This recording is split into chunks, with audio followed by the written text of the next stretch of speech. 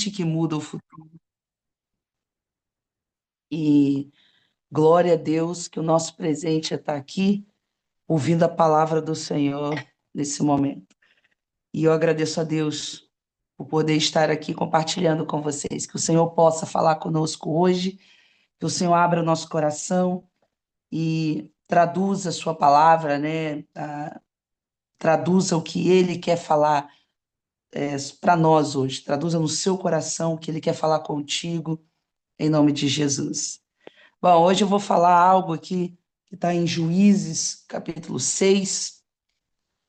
Juízes, capítulo 6, versículo 1, fala assim: Fizeram os filhos de Israel o que era mal perante o Senhor, por isso o Senhor os entregou na mão dos medianitas por 7 anos.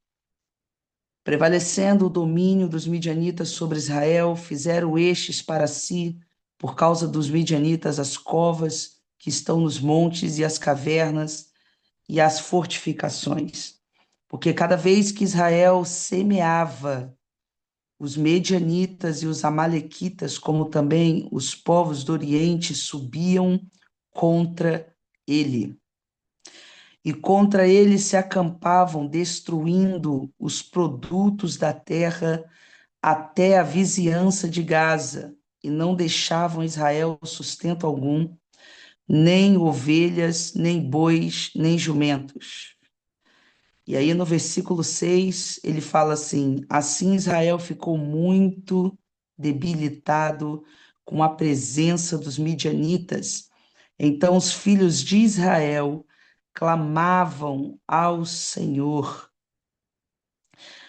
Tendo os filhos de Israel clamado ao Senhor por causa dos medianitas, o Senhor lhes enviou um profeta que lhes disse: Assim diz o Senhor Deus de Israel: Eu é que vos fiz subir do Egito e vos tirei da casa da servidão, e vos livrei da mão dos egípcios e da mão de todos quantos vos oprimiam, e os expulsei de diante de vós, e te dei, né, a sua terra, e disse: Eu sou o Senhor vosso Deus, não temais os deuses dos amorreus, em cuja terra habitais, contudo, não deixe ouvido a minha voz. A gente está diante aqui de uma situação, né, a qual comum no livro de Juízes, que é você ver o povo de Israel nesse momento clamando por uma consequência, né, uma consequência de estar longe de Deus, eles Juízes todo é assim, né? O povo fazia o que era mal, vinha a consequência daquilo e depois vinha, eles se humilhavam, clamavam a Deus e Deus vinha com a sua misericórdia. E nesse momento, o povo de Israel já começa, nesse momento, Deus falando que o próprio Senhor, olha como isso é forte, ele começa assim: o Senhor entregou nas mãos dos midianitas. O Senhor entregou por 7 anos. E isso eu acho muito forte, porque, primeiro, eu vejo o cuidado de Deus, porque ele começa falando: o Senhor entregou nas mãos desse povo por 7 anos. E eu acho isso forte, que às vezes as pessoas ouvem assim, acham, né? Ah, mas Deus é mau, né? Deus. Não, irmãos, isso é amor. Isso é amor. Porque é como se Deus estivesse falando assim: você está sob o meu controle. Então eu vou liberar. Eu vou liberar. Por quê?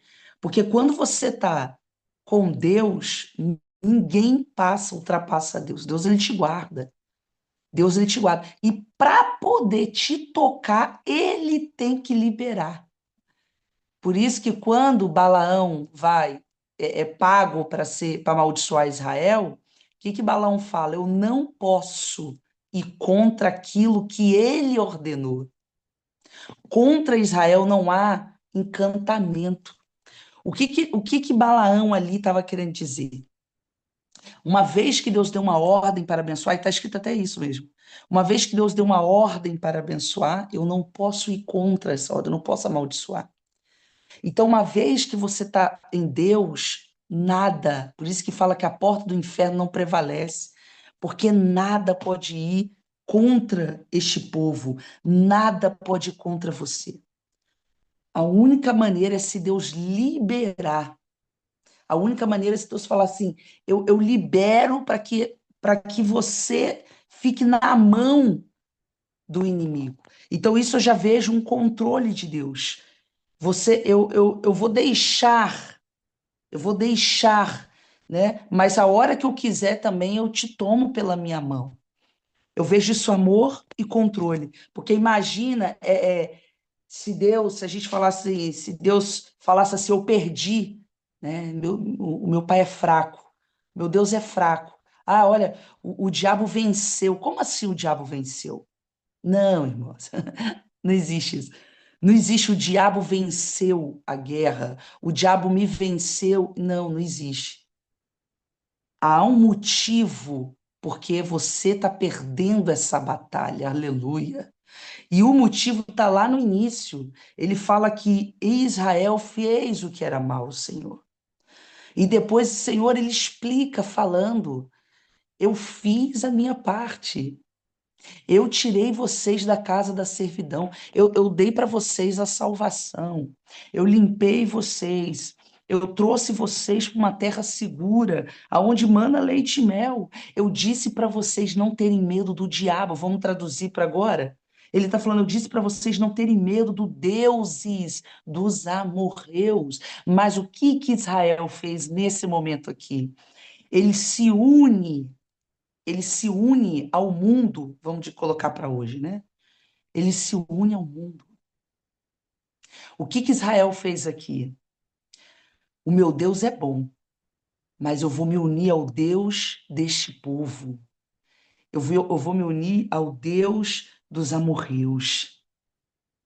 Eu vou me igualar, eu vou me igualar onde eu estou, para que eu tenha vantagem. Vocês estão entendendo como é forte isso?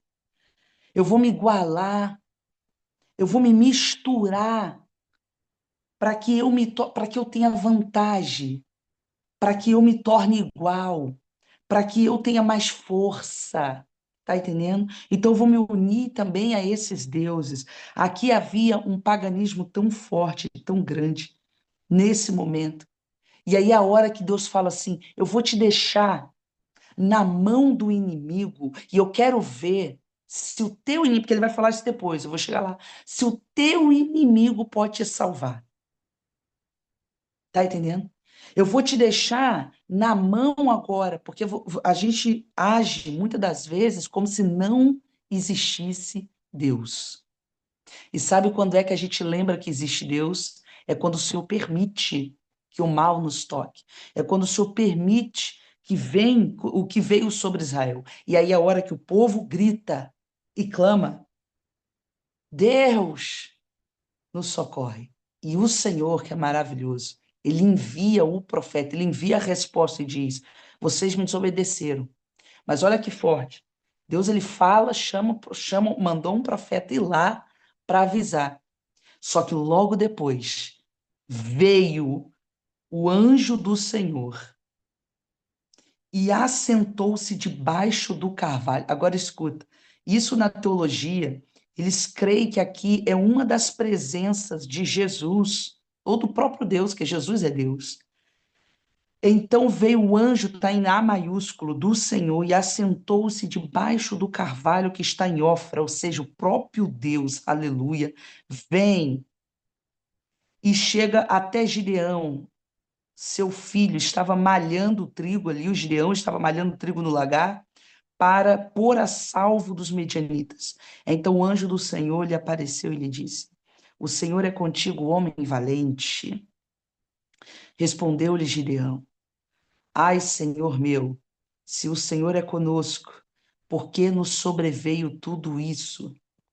E que é feito de todas as tuas maravilhas que os nossos pais nos contaram, dizendo: não nos fez o Senhor subir do Egito, porém agora o Senhor nos desamparou e nos entregou nas mãos dos midianitas.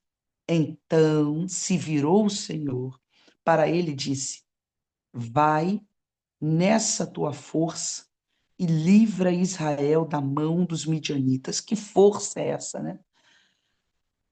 Porventura não te enviei eu? E ele lhe disse: ah, Senhor, meu Senhor, com que livrarei Israel? Eis que a minha família é mais pobre em Manassés e eu menor na casa de meu pai.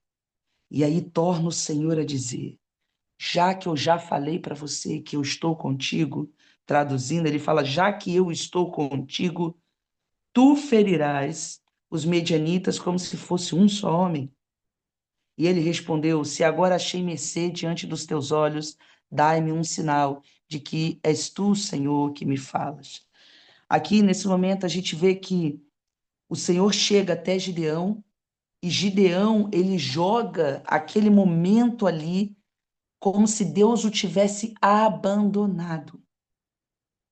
Só que, na verdade, em nenhum momento isso foi abandono de Deus, isso foi consequência.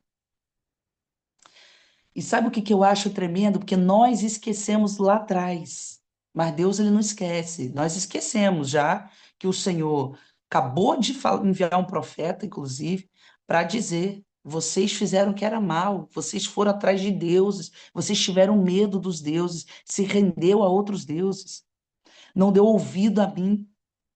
E Gideão está aqui falando como se Deus falasse assim: Deus, o que o Senhor fez? Por que o Senhor nos deixou? Quantos de nós indagamos por que Deus nos deixou?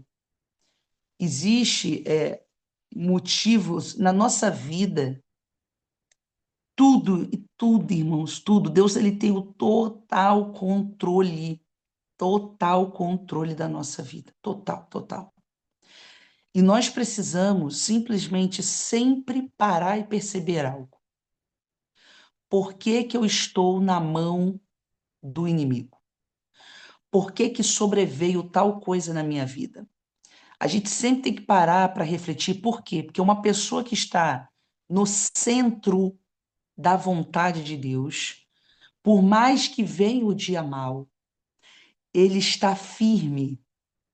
Por mais que venha o dia mal, ele tem a consciência que não é pelo que ele faz, mas porque Deus está direcionando, ou amadurecendo, ou preparando, ou levando, ou capacitando, levando ele para uma outra rota. Mas quando a gente tem que refletir, quando vem o devorador, porque Israel estava vivendo o devorador. Irmãos, imagina, não sei se vocês já viveram isso, a sensação de que tá um saco furado. A sensação que você está nadando contra a maré. A sensação que tudo que você faz não dá certo. A sensação que você está nadando, nadando, quando você vê, você está no mesmo lugar. A sensação que você não continua, não vai, não prossegue. A sensação que você está sobre um domínio de algo. Eu não sei se você já tiver essa sensação, como se algo, algo te dominasse. Os midianitas esperavam Israel semear. Olha isso. Israel semeava. Quando crescia, eles iam lá e diz que era como gafanhoto. Eles vinham e tiravam tudo, tudo que eles tiravam. Às vezes a gente tem essa sensação que tudo que a gente faz não continua e a gente não para olhar para nós. Por isso que Davi, ele tinha uma oração: sonda-me, vê se há em mim algum caminho mau, olha para mim. Deus me mostra se há algo errado. Olha, as orações de Davi era sempre a preocupação de ele, aonde eu estou errando. Me mostra, me mostra se eu estou errando para que eu acertar. Por isso que Davi foi um homem vitorioso em suas batalhas. Não é porque ele era perfeito, mas porque ele procurava nele se havia algo que ele estava indo contra Deus, se ele estava fazendo algo que sujasse ou impedisse, olha isso, no mundo espiritual, algo que impedisse a sua vitória. Deus vê se há em mim. Davi, ele se vasculhava. Nós temos que em todo momento, que irmãos, a cada segundo nós temos a escolha de escolher entre o bem e o mal. Por isso que quando a gente lê no Antigo Testamento que fala assim, escolha, você tem a bênção e a maldição, escolha, porém, a bênção. Então, quando a gente fala, às vezes a gente acha que a nossa escolha é só quando a gente está em xeque-mate. Em xeque-mate eu tenho o poder da decisão. Negativo. Não é só quando você está em xeque-mate que você tem que se decidir. Ai, chegou o momento. Não, a gente decide a todo segundo entre o bem e o mal. É o tempo todo a gente está em escolhas. A gente escolhe o pensamento que nós vamos manter. A gente escolhe o que nós vamos dizer. Muitas das vezes a gente diz, mas nós podemos escolher se vamos continuar a dizer ou se vamos se arrepender. Então, o tempo todo nós temos escolhas, e o tempo todo nós temos duas opções: ou nós escolhemos estar do lado de Deus, ou nós escolhemos estar do lado dos midianitas, do lado dos amorreus, do lado do mundo, do lado do diabo. Ou você se une a Deus, ou você se une ao mal. Então, o tempo todo você tem essa decisão. Só que depois vem a consequência. E o tempo todo nós vivemos consequências, mas o tempo todo nós achamos que aquilo ali é natural. Para Israel, 7 anos. Aquilo já para eles já estava. Como é que pode eles clamarem depois de 7 anos que vai gritar para Deus? Quer dizer, até aquele momento eles estavam remando contra a maré. Até aquele momento eles semeavam. Não, agora vai. Agora vai. E vinha aquele povo mau, a ponto de dizer que eles se sentiram debilitados, enfraquecidos. Diz o versículo 6 isso. Ele falou: Israel ficou muito debilitado, enfraquecido. Muitas das vezes você não está vendo, não está enxergando, mas aquilo que você está vivendo foi uma má escolha lá atrás, né? Às vezes o que você está vivendo, essa entrega que você está vivendo, às vezes é por conta de algo que você precisa mudar, um posicionamento seu. Você se voltar para a brecha, você se voltar para Deus, e Deus nunca, irmãos, Deus nunca deixa de ouvir um clamor, nunca. Isso que é maravilhoso em Deus, isso que é tremendo em Deus. Ele não deixa de ouvir o seu clamor, ele não deixa de te atender quando você clama por mais. Olha, e aqui você não vê arrependimento. Aqui você não vê arrependimento. Por quê? Porque arrependimento há mudanças. Você vê que o povo clama por remorso. O que que é remorso? Remorso é quando você está chateado pela consequência do erro. É quando você está triste com aquilo. Tipo, meu Deus, o que que eu fiz? Senhor, por que que eu fiz isso? Mas você não muda. Você está chateado porque você está vivendo aquilo ali, mas se Deus te deu outra oportunidade, você faz tudo de novo. Você está chateado que você está vivendo aquele mal, aquele lugar, aquele momento horrível, então você clama a Deus: Senhor, o que que eu fiz? Mas não há mudança. E como que a gente sabe que não há mudança? Porque quando Deus escolhe alguém, que é Gideão, que tá, sabe o que que Gideão estava fazendo? Por que que Deus fala, vai na tua força? Porque Gideão, ele estava naquele momento defendendo o pouco que ele conseguia esconder para dar vida à sua família. Gideão, ele estava fora do ambiente natural de um plantio para poder salvar a sua família. Então ele tinha já a sua força de defender o pouco. Só que Gideão, olha, escuta, Gideão conhecia Deus por ouvir falar. Aleluia. Gideão conhecia Deus por ouvir falar, porque ele diz o que os meus pais falaram. Só que Gideão também conhecia Baal como Deus. Porque quando Deus chama Gideão, ele fala assim: agora vai primeiro lá. Quando Deus chama, aí Gideão vai fazer uma prova. É o Senhor mesmo que está falando comigo, porque nós estamos entregues. Aonde está o Senhor? O que que aconteceu? Socorro. O que que aconteceu? E Deus nem dá muita trela. Deus já fala logo para ele: vai nessa sua. Eu te chamei, varão valoroso. Vai nessa tua força. Depois ele quer chorar mais um pouco para Deus. Ah, Senhor. E Deus fala assim: como eu já falei que você vai vencer essa guerra, já te dei essa ordem, você vai vencer os midianitas como se fosse um só homem. Aí já está a ordem de Deus. A ordem de Deus lá foi: entrega o povo. E agora a segunda ordem é: eu vou colocar esse povo que está te destruindo como um só na tua mão. E aí ele fala: já que eu achei graça diante de ti, eu faço prova contigo. Ele faz a prova com Deus ali. Ele primeiro faz uma oferta, né? Ele joga no altar, Deus responde, ele vê que é o Senhor, e quando ele vê que é o Senhor, ele fala: agora eu vou morrer. Por isso que essa parte nós cremos que é Jesus Cristo que aparece para ele. Porque quando ele fala, eu vou morrer, e o Senhor fala, paz seja contigo, a mesma fala de Jesus. Quando ele chega, né, quando ele volta, ele fala, paz seja contigo, não temas, não morrerás. Então, por quê? Porque naquele momento é o Senhor que está vindo para te dar vitória. Você clamou e o Senhor veio. Aí vem a ordem do Senhor falando, vai até a casa de seu pai e derruba Baal, destrói Baal. Ele já começa aqui no versículo 28, naquela mesma noite lhe disse o Senhor, toma um boi que pertence a teu pai, a saber, o segundo boi de 7 anos, e derruba o altar de Baal de teu pai, corta os ídolos que está junto ao altar. O mesmo homem que ensinava para Gideão que Deus venceu as guerras, tiraram eles da mão do Egito, ele também ensinava a ele que havia Baal. Havia Baal também que o defendia, e Deus agora ensina para Gideão: olha, eu estou te chamando para você se posicionar comigo, mas primeiro tira esses altares, primeiro derruba. Olha que coisa forte.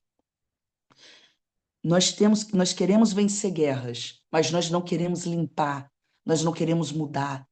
Senhor, eu quero vencer essa guerra, mas nós não nos posicionamos em atitudes de mudança, em atitudes de que, tá bom, eu quero mudar, mas vamos olhar primeiro o que há em nós. Vamos vasculhar. E Deus mostra. Gideão vai lá na casa do teu pai, vai agora aonde está o erro. Tira primeiro, limpa, porque sou eu que ganho guerra, sou eu que sou seu Deus. Vai lá e mata, destrói aquele altar que foi feito. E eu vou colocar isso para nós. Destrua hoje, quebra na raiz. Aonde está? Senhor, aonde está? Eu quero matar na raiz. Por isso que tem pessoas que vencem uma guerra voltando para trás e pedindo perdão, voltando para trás e reconciliando, voltando para trás e vendo onde estava. E aí você olha para trás e vai ali aonde está o erro e conserta o teu altar. Conserta o teu altar com Deus para que você agora esteja pronto para essa batalha, para que você agora vença isso. Aqui é algo muito forte. Vai e destrua do teu pai. E olha que incrível, esse povo que estava clamando lá, clamando a Deus, Senhor, e Deus na hora responde. Oh, coisa linda, irmãos. Porque você acha que Deus não conhece a intenção do homem? Deus conhece a intenção do homem. Você acha que Deus não sabia que Baal estava lá no coração daquele povo? Você acha que Deus não sabe que o dinheiro às vezes é o teu Deus? Você acha que Deus não sabe que às vezes o teu problema é a tua ganância, é a nossa arrogância, é o misturar o mundo? Deus sabe. Mas quando você clama, ele vem até você. Fator aqui. Envia um profeta. E aí, olha que forte, para você ver como é que Israel não havia arrependido. Ele estava com remorso de gritar para Deus. Porque no versículo 30 fala: então os homens daquela cidade disseram a Joás. Joás era o pai de Gideão. Leva para fora o teu filho para que ele morra, pois ele derrubou o altar de Baal e cortou o poste ídolo que estava junto dele. Olha que povo, olha como, e a gente se coloca, vamos se colocar nisso, que a gente critica Israel, mas é porque para a gente fala assim, nossa, que absurdo, eles terem outro Deus. Mas nós temos também, nós temos também. Nós temos também aquilo que rouba a nossa atenção de Deus. Nós temos aquilo também que divide nós contra Deus. Nós temos aquilo que não nos deixa posicionar.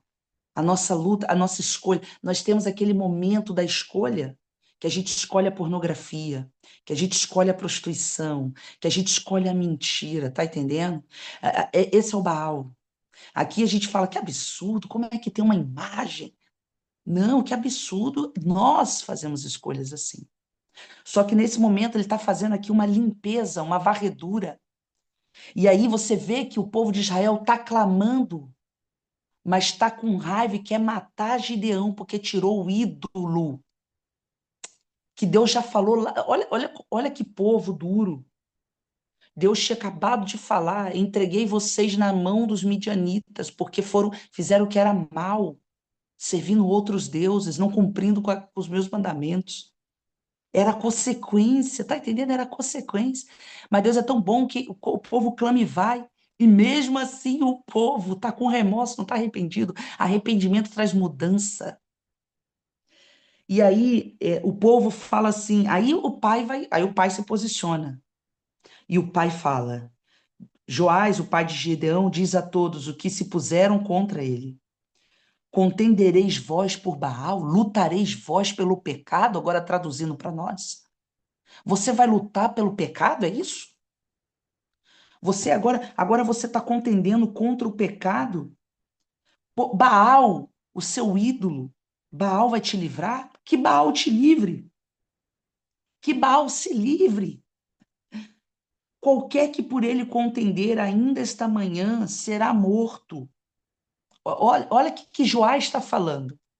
Ele está falando assim: quem se levantar contra Baal vai ser morto. Mas que Baal lute com ele mesmo. Se ele tem essa força toda, que ele mesmo lute por ele mesmo. Se ele é Deus, eu estou traduzindo, porque esse texto, se eu falar se é Deus, não dá para entender, mas vamos colocar aqui para você entender. Se ele é Deus, que por si mesmo contenda, que por si mesmo se lute, que por si mesmo se defenda, pois derribaram foi o altar dele. Naquele dia, Gideão passou a ser chamado de Jerubaal, ou seja, ele foi amaldiçoado pelo povo. Cara, isso é muito forte. Porque foi dito: Baal contenda contra ele, pois ele derrubou Baal. Sabe o que ele foi? Ele foi amaldiçoado pelo povo. Que Baal destrua Gideão. Você está preocupado em se posicionar por quê? Você está preocupado em se posicionar do lado de Deus por quê? As pessoas estão vindo contra você, declarando morte sobre a tua vida, declarando queda, declarando para você: olha, você vai se dar mal. Ah, é? Então vou te deixar. Ah, você vai se posicionar? Então você não tem minha amizade. Então você não tem essa porta de emprego. Então você não está em minha. Então eu deixo a sua casa. Ou um marido que chega para uma esposa e fala: ah, é? Então eu vou fazer isso. Uma esposa que também fala: ah, você vai fazer isso?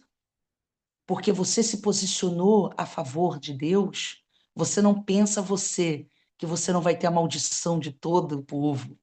Olha aqui, o povo amaldiçoou, que seja morto Gideão, e coloca um nome para ele. Agora o nome dele é Jerubaal. Você está preocupado com isso?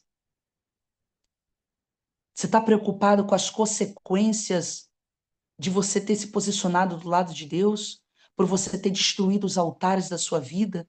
Por você agora deixar de ser uma pessoa corrupta ou uma pessoa que está indo contra as leis do Senhor? E agora você está sofrendo, não é consequência. Olha, irmãos, é muito diferente. É muito diferente você viver uma consequência de estar contra Deus, uma consequência do pecado, e você está vivendo uma consequência de posicionamento. A consequência de posicionamento, o céu está a teu favor. Quer ver uma consequência de posicionamento? Um segundinho, que eu não vou levar muito tempo, eu já vou encerrar, vocês vão entender. Eu sei que a gente prega Gideão só pela vitória, mas eu preciso enfatizar sobre essa parte do concerto nosso com Deus. Eu preciso enfatizar. Eu quero só dar um exemplo aqui do que é uma consequência de posicionamento. Davi se posicionou. Davi falou assim: eu estou do lado de Deus, eu sou seu servo, Saul. Eu ganhei a guerra, mas eu sou seu servo. O povo está gritando que eu sou rei, mas eu não estou me colocando como rei, Saul. A consequência do posicionamento de Davi, ali naquele momento, foi de ter simplesmente um exército do rei para matá-lo. Agora eu te pergunto, qual foi o final de Davi e qual foi o final de Saul, queridos e queridas? Qual foi? O final de Davi foi um homem vitorioso, reinando. Ele colocou a coroa sobre a tua cabeça, ele nunca quis aquilo, porque ele se posicionou a favor de Deus. Mas houve uma consequência, a revolta de Saul, o ódio de Saul, o poderio de Saul que falou: agora eu vou te destruir. Quem disse para você que porque você se posicionou com Deus, o inferno não vai se levantar? E quem disse para você que o inferno não vai cair? Quem disse para você que o diabo vai vencer? Quem disse para você que Deus não vai fazer você vencer a guerra com um cântaro na mão, com uma tocha na mão? Aleluia! Israel estava só. Quando Deus chama Gideão, ele vai provar o que é um homem posicionado com ele. Deus fala para Gideão: vamos consertar? Vamos. Derruba os deuses, destrói. Vamos. Gideão faz ali uma aliança com Deus. Deus fala: sou eu que estou contigo mesmo, Gideão. Gideão fez 3 provas com Deus, ele respondeu as 3. Agora também ele é um homem obediente, diferente de Israel. Agora ele é um homem posicionado. E olha a diferença de um homem posicionado, cheio do Espírito Santo. Porque a Bíblia diz que o Espírito Santo, olha aqui, versículo 34. Depois que ele, olha que coisa forte. Depois que ele destruiu o Baal, olha isso. Depois que ele destruiu os ídolos, no versículo 34 fala: então o Espírito do Senhor revestiu Gideão. A primeira coisa, quando você coloca na postura e fala: onde eu errei é aqui, então eu vou destruir esse altar. Eu vou, Senhor, eu estou indo para cá, tranquilo, eu vou me virar para cá. É aqui que eu tenho que virar. Senhor, é aqui para ir, é aqui que é para ir. Então eu vou fazer. Aonde eu estou errando, Senhor? É na pornografia? A partir de hoje eu não faço. Eu quebro, eu desfaço. Senhor, é aonde é na mentira? É aonde eu estou errando? Me mostra. Você se posiciona, você se corrige. Aí agora vem o Espírito Santo e fala: agora eu te revisto. E quando Deus reveste Gideão, ele dá um toque de trombeta. E o toque que ele dá ali, todos se juntam a ele. Está no versículo 34. O Espírito Santo revestiu Gideão, a qual ele tocou o rebate. E os abiesritas se juntaram após dele. Foi um toque de reunir. E enviou mensageiros por todas as tribos de Manassés, que também foi convocada para segui-lo, e enviou ainda mensageiros a Zebulon, Naftali, e foi falando: irmãos, tu acha mesmo que foi na força de Gideão? Ou foi porque ele foi revestido pelo Espírito Santo? Você está achando que o seu posicionamento, você recebe autoridade, poder para vencer. E agora não pensa você que é porque você está ali a favor de Deus que o exército não vai se levantar. A Bíblia diz que era como um mar, era como areia. A quantidade de inimigo era como areia. Você está com medo? Você está com medo do tamanho da prova e da luta que você está passando aí? Você está com medo desse demônio que se levantou, dessa potestade que vem com uma força de um exército medianita que era mais de 100 mil homens, mais de 100 mil homens midianitas. Diz a Bíblia que era como areia. E aí você, olha isso, o que, que é uma pessoa agora que está com o revestimento, está cheio do Espírito Santo. Aí o Senhor, ele começa a dar as direções para a tua vida. Você vai fazer assim, e não tem nada a ver com o natural. Veja bem, não tem nada a ver com o natural. Mas tem uma coisa que precisa: a obediência para você vencer essa guerra. E outra coisa, O posicionamento e persistência. Eu insisto está na visão de Deus. Por mais que você não vê nada, mas amadas e amados, não desista de estar do lado de Deus. Ele já falou para você que você vence essa guerra. Então, por que que você está olhando para o mar de exército que está vindo a seu respeito? Se você já consertou, aleluia, o teu altar. Você já consertou o teu altar. Você já está do lado de Deus. Agora, tudo está se levantando contra você. E você está, ué, então Deus me deixou? Não, querida. Lembra lá atrás que Deus já falou contigo que Ele é contigo. Por isso que quando Gideão fala, mas ele, já falei que estou contigo, então vai. Eu já falei que eu estou contigo. Então você já tem Deus do seu lado. Então agora você não tem que estar chorando porque você está passando por essa prova, porque essa prova não é porque você, não é a mão do diabo que está pesando sobre você, aleluia, não é. Isso aí já é o exército dos midianitas que está se levantando para Deus mostrar para você que Ele é Deus. Agora você não, você já está com essa guerra vencida. Então o que que eu faço agora? Relembra da palavra de Deus e obedece o Senhor. Relembra da palavra de Deus e obedece o Senhor. Relembra que Deus falou: você vai ganhar essa guerra como se fosse um só, e então eu vou obedecer. E como é que obedece Deus? Gideão, agora você vai pegar somente nas suas mãos, você só vai ter. Versículo 16 do capítulo 7. Então repartiu 300 homens em companhias e deu-lhes cada um. Eu pulei muito por causa do horário. Mas para encerrar, Deus ele vai falar assim: você vai vencer a guerra, mas não é do seu jeito. Aleluia. Para encerrar agora, não é do seu jeito, tá? Não é do seu jeito que você vai vencer essa guerra, não. É do jeito de Deus. Deixa Deus fazer. Não é do seu jeito. Do seu jeito, você faria totalmente diferente de Deus. Aí Deus fala: Gideão, tem muita aí, tem muita gente. Eles vão dizer lá que essa guerra foi vencida pela quantidade de povo valente de Israel.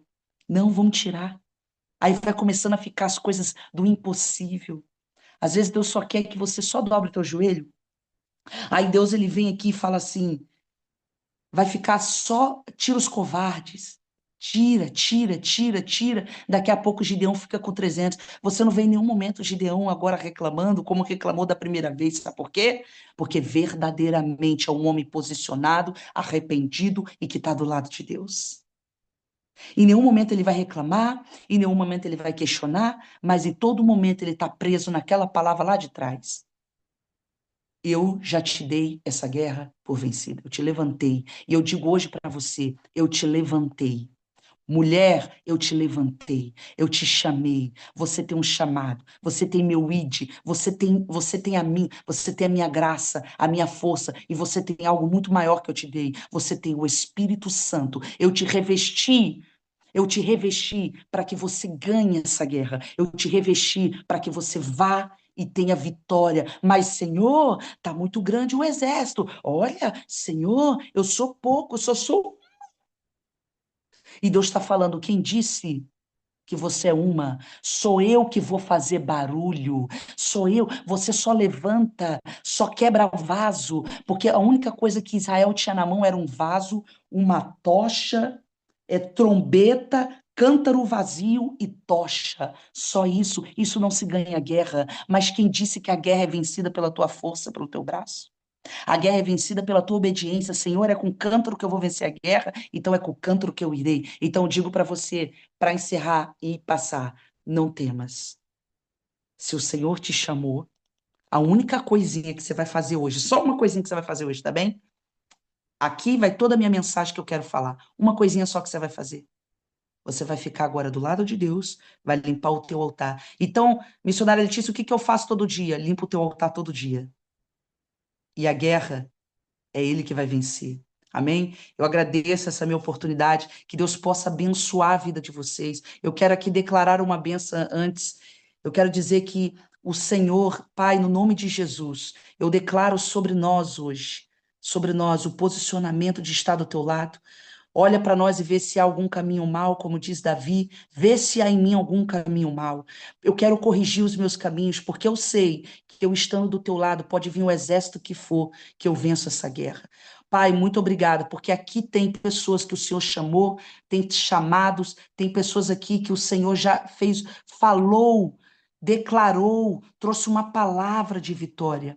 E eu declaro hoje, Senhor, que cada um que está aqui vai se posicionar, vai estar do seu lado, vai dizer não ao pecado, vai limpar o teu altar hoje, porque hoje os midianitas não têm mais poder. Eles podem se levantar, mas para cair, porque a vitória é certa em nome de Jesus. Amém. Obrigada, pastora Cris.